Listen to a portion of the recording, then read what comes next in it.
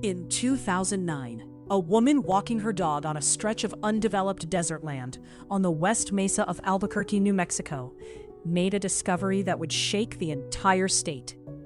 Beneath the dry soil, investigators would eventually uncover the skeletal remains of 11 human beings, 10 women and 1 unborn child. A killer had been here. And for years, no one had noticed. No one had even looked. This is the story of the West Mesa bone collector and the city that forgot its most vulnerable residents. Albuquerque, New Mexico, sits in the Rio Grande Valley, framed by the Sandia Mountains to the east and a wide stretch of undeveloped mesa to the west. It is a city of contrasts, vibrant culture, deep history, and serious socioeconomic challenges running quietly beneath the surface. In the early 2000s, Albuquerque was experiencing a surge in poverty, drug dependency, and street-level exploitation. Certain neighborhoods on the southwest side became epicenters of vulnerability, places where people could disappear from the social record without generating urgent responses from the institutions designed to protect them. Between approximately 2003 and 2005, 11 people disappeared from the streets of Albuquerque. The vast majority were women between the ages of 15 and 32. Many were experiencing homelessness, struggling with addiction, or caught in cycles of survival that left them isolated from official support systems. Missing persons reports were filed for some. For others, no report was ever filed at all. And because these women existed on the margins of society, their disappearances did not generate the urgent, coordinated institutional responses that other missing persons cases typically receive. This was a systemic failure, one that would later be examined at a national level. Between 2003 and 2005, 11 lives were lost. Most of the women identified had been struggling with addiction or poverty, and many had experienced significant trauma long before they disappeared. But those circumstances do not define who they were as people. They were daughters, mothers, and sisters. They had names, histories, and people who loved them.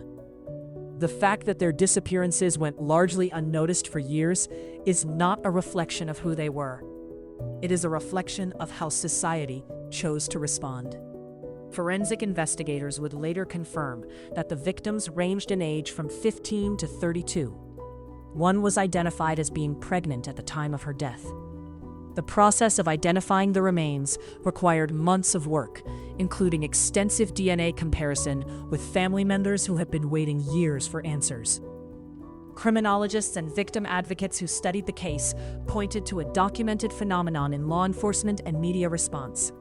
A pattern where cases involving women of color or women from lower socioeconomic backgrounds consistently receive fewer investigative resources and less public attention than cases involving other demographics.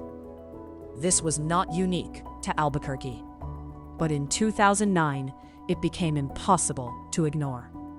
On February 2nd, 2009, a woman walking her dog near Westside Boulevard stumbled upon human bones partially exposed in the desert soil. She contacted authorities immediately. What followed was one of the largest forensic excavation efforts in New Mexico history. The Albuquerque Police Department, in coordination with the FBI, the New Mexico State Police, and the Office of the Medical Investigator, established an extensive crime scene perimeter across more than 92 acres of land. Over several weeks, forensic teams carefully and systematically excavated the site. 11 sets of skeletal remains were eventually recovered. Investigators identified jewelry, personal effects, and DNA evidence that proved critical in making identifications.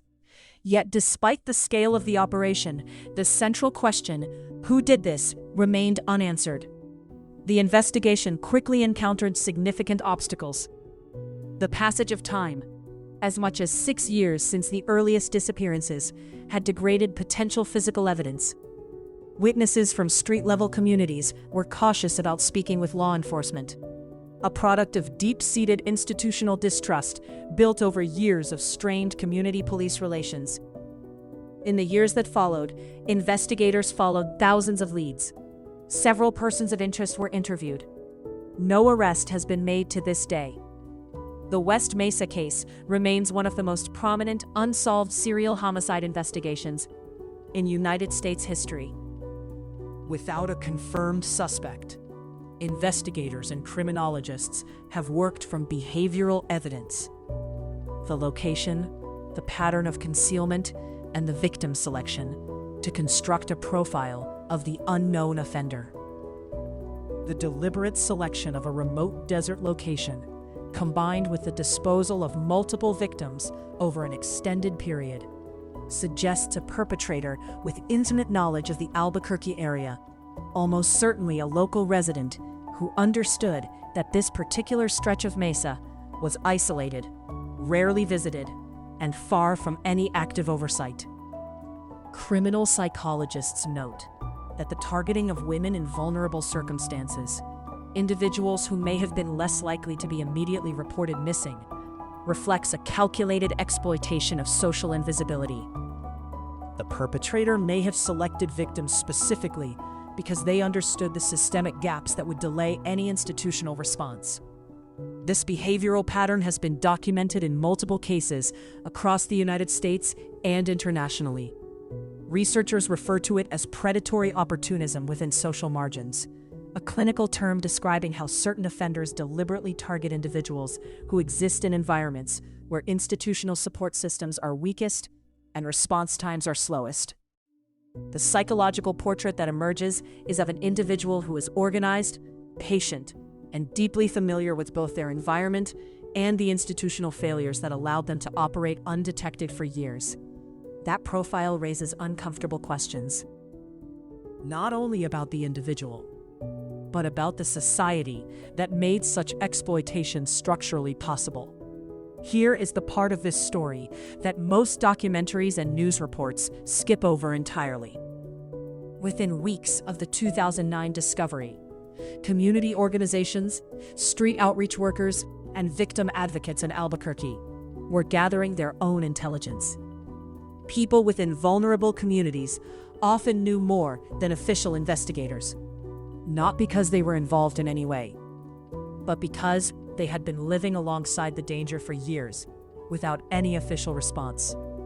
Several advocates documented claims from community members that pointed to specific behaviors, locations, and patterns of concern. According to published reports from journalists and advocacy organizations, some of this community-sourced information was not fully integrated into the formal investigation in the early stages. A failure not of individual investigators necessarily, but of the structural relationship between law enforcement and the communities they served. This represents what criminologists call an intelligence gap.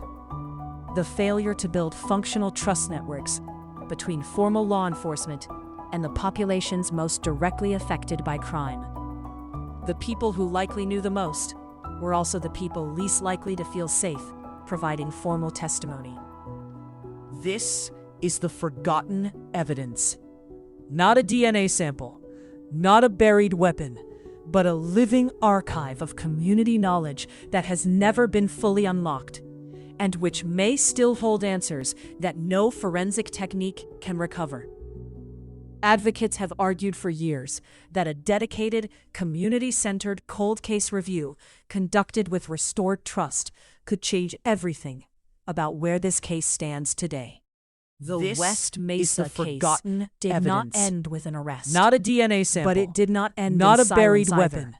But a It ended living in change, archive of community quiet, knowledge that has structural, never been fully lasting unlocked, change, and that which touched may still policing, hold answers legislation, that no forensic and the technique way the can United recover. States thinks about missing persons. Advocates have argued in for 2010 years that a partly dedicated, catalyzed by the West Mesa community-centered case cold case and others review like it, conducted the with United restored States trust Department of Justice could change everything launched a national about review where this case of how stands law today. enforcement agencies This handle is missing the persons forgotten reports for evidence. individuals from Not a marginalized DNA sample. communities. not a The buried review weapon, identified but a systemic living inconsistencies archive of in community response knowledge times, that has resource never been allocation, fully and unlocked, interagency and which communication. may still hold Problems answers that had allowed no cases forensic to go technique can unworked recover. for years. Advocates